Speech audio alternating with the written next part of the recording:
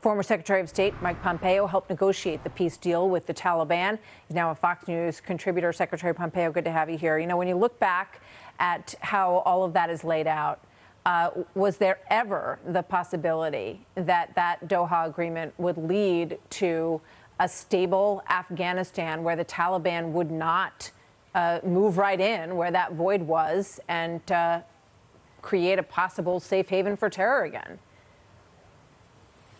Yeah, Martha, the most important thing that Jennifer Griffin had right in there was that we negotiated a deal that had conditions, and the President Biden made the decision to leave unconditionally. We never did that. And we were making progress. We'd withdrawn from about 15,000 to about 2,500 American uniformed personnel.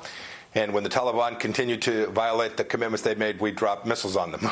We pushed back. We took them on. We deterred them. That was the model that we left the Biden administration with on January 20th of 2021.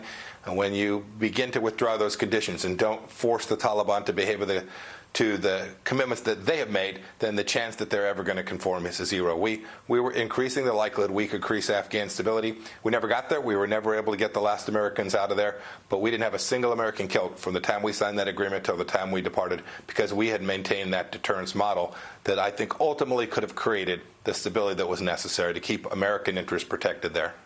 Yeah.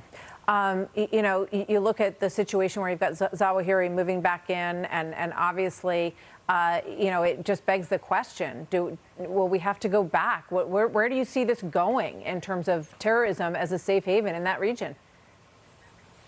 Yeah, it's, you know, they made the strike in Kabul. Goodness knows what's happening in the places outside of Kabul, Martha. Probably terrorism increasing. I haven't seen the intelligence.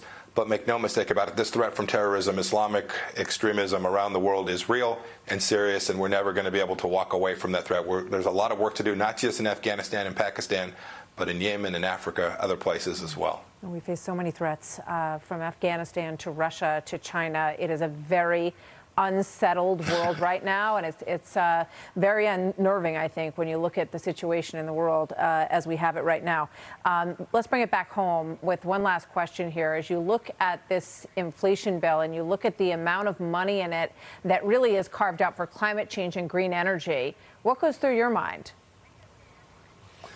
Higher inflation, worse lives for ordinary Americans all across the country. You just had this conversation with Congressman Owens. Spent all that money, and only 7% of it's actually gone to anything. I hope it went to good use.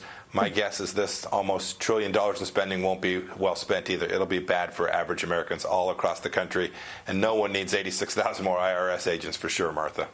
Yeah, well, we'll see how that goes. I'm sure the border agents would love to have some of those employment ranks among their own.